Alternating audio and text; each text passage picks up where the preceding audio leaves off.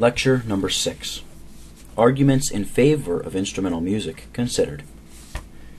In the preceding argument, the appeal has been taken to the Scriptures and to the Presbyterian standards as interpreting them, and historical proofs of the practice of the Church have, in addition, been presented chiefly for the purpose of showing what was the usage of the apostles and of the churches which they organized. Any arguments produced in favor of instrumental music in the public worship of the Church must profess to be grounded in the same considerations. That is, they must assume to be derived from the same sources as those from which the foregoing proofs have been sought, or they are to be regarded as unworthy of answers. Those founded upon human taste or wisdom trifle with the gravity of the subject. They refer to a standard which can have no possible authority in a question which concerns the public worship of God. Such are the common arguments, for example, that instrumental music assists devotion, that it stimulates and exalts religious feeling, and that it imparts dignity, grace, and attractiveness to the services of the Church. They are all based upon expediency, and are therefore irrelevant to the consideration of a question which can only be legitimately decided by the expressed authority of God. There is no middle ground between submission to God's revealed will and a worship dictated by the fancies of sinners. Only two sorts of argument, consequently, will now be examined. Number 1, those which profess to be derived immediately from the Scriptures. Firstly, it is urged that God himself has sanctioned the use of instrumental music in public worship, and the Scriptures are pleaded in proof of this assertion. Surely what God has approved must be right. It cannot be condemned by man. The fallacy here consists in the affirmation that what God approved at a certain place, at a certain time, and in certain circumstances, he approves at all places, at all times, and in all circumstances. It is forgotten that there is a distinction between moral laws founded in the eternal nature of God, which are immutable, and positive enactments grounded in the special determinations of his will, which may be changed at his pleasure. He gave to Adam permission to eat of the tree of life in paradise. He revoked it when he fell. He commanded his people in the old dispensation to observe circumcision and the Passover. He has in the new changed that enactment and commands them to observe baptism and the Lord's Supper. He once commanded them to offer bloody sacrifices and to observe other special rites at the temple. He now commands them to refrain from what were at that time binding duties. And even during the time when it was obligatory to offer sacrificial and typical worship at a certain place, the temple, he forbade them to present it at another place, the synagogue. In like manner, there was a time when he positively commanded the use of instrumental music at the temple, and prohibited its use in the synagogue. And since the temple, with its distinctive services, has passed away, he forbids the employment of it now in any place. God approved circumcision, the Passover, the offering of sacrifice, meat offerings, drink offerings, ablutions, and the like. Therefore he approves them at all times and approves them now. Such is the logic of the argument under consideration. Will the Christian now circumcise his children, eat the Passover, offer sacrifices bloody and unbloody, and employ ablutions in his worship? Why not? Did not God once approve them? The reed pierces the hand that leans upon it. The argument proves too much, and is in many respects confessed to be worthless. God did once approve instrumental music. Granted. But does that show that he approves it now? On the contrary, he condemns it now. It was one of those positive enactments which he has been pleased to change. It may be replied that when he has willed the disuse of an ancient ordinance, he has substituted another in its place. Baptism, for instance, in the room of circumcision, and the Lord's Supper in lieu of the Passover. But the same does not hold in regard to instrumental music. But, in the first place, this is not universally true. What has he substituted for sacrificial worship? In the second place, he has substituted simple singing in the place of singing with the accompaniment of instruments. In a word, God once approved the whole ritual of the temple. He disapproves it now, and he who would introduce any part of it into the Christian church turns Jew and revolts from Christ to Moses. This is true of instrumental music, as has already been proved. Secondly, Instrumental music is not condemned or prohibited in the New Testament scriptures. This position could be consistently taken only by a prelatist of the ritualistic school, who contends that the Church is clothed with the discretionary power to decree rites and ceremonies, and we have seen that even the Convocation of the English Church that adopted the 39 Articles did not incorporate into them such a principle.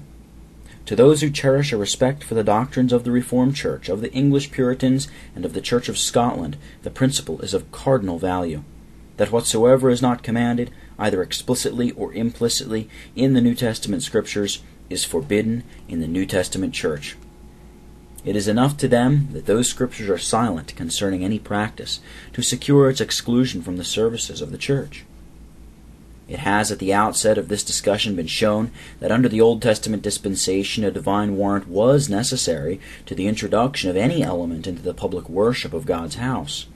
Everything was shut out in respect to which it could be said that God, quote, commanded it not, unquote. And in those instances in which his silence was taken advantage of to inject into his worship what the will or wisdom of man dictated, his anger smoked against the invader of his prerogative. What proof is there that the same principle does not prevail in the new dispensation? The New Testament closes with the prohibitory statute enforced in the Old Testament Scriptures against adding or taking from the words of God. Nothing is left to human discretion but those natural circumstances which condition the actions of all human societies. The Scriptures are sufficient for all the wants of the Church. Their prescriptions thoroughly furnish the man of God for all good works. He who advocates the infusion into the church, into the worship of the church, of what God has not authorized, takes the ground that the Scriptures are not sufficient, and that human wisdom is entitled to supplement its defects. He claims to be wiser than the head of the church itself. He claims to be wiser than the head of the church himself.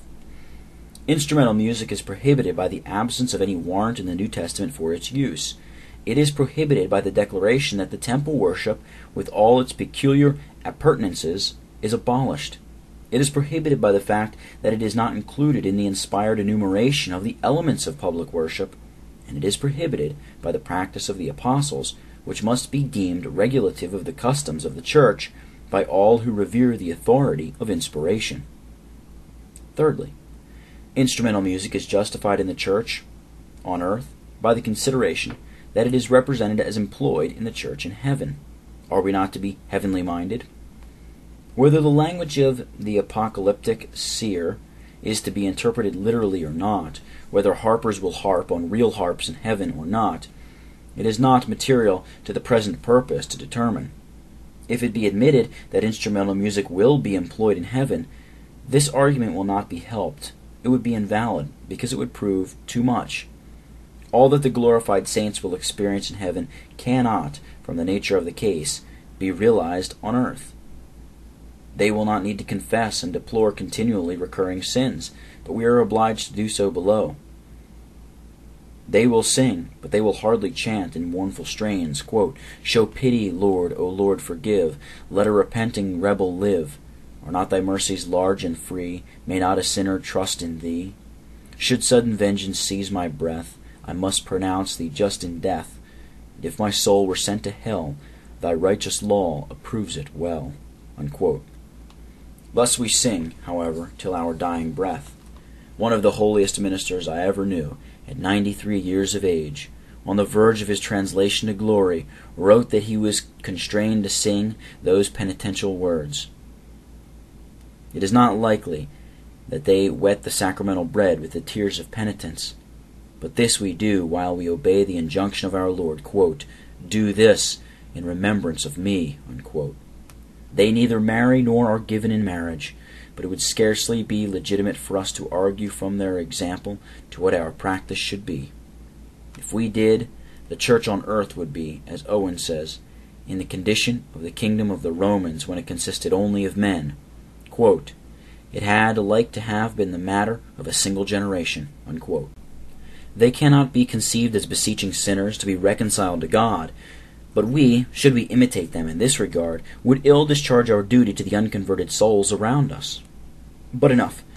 It is plain that the argument proves too much, and is, therefore, nothing worth. It tries to prove from the heavenly world what we have seen some endeavoring to prove from the Jewish temple.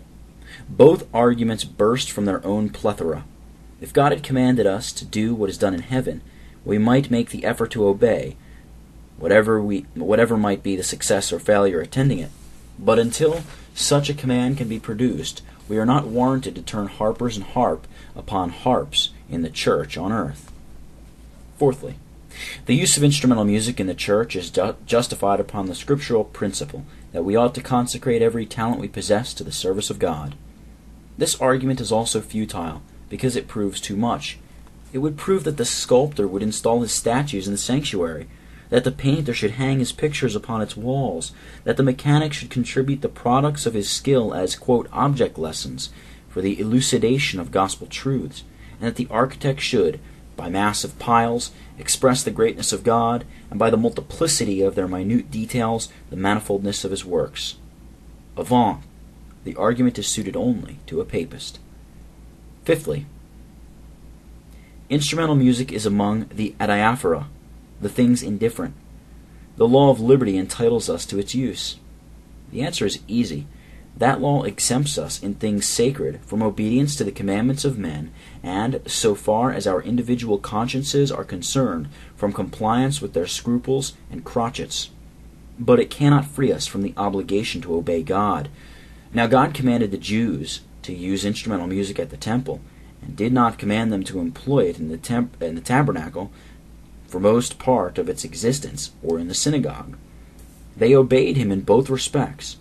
It is manifest that it was not a thing indifferent with them, neither is it with Christians. The truth is that it is an abuse of language to rank among things indifferent any concomitant of public worship which becomes a part and parcel of it. On the contrary, it has in these remarks been shown that, so far from being in that category, there is nothing about which the living God expresses so vehement a jealousy as the method in which men approach him in worship. Indifferent? Nadab and Abihu thought so, but they made a dreadful mistake.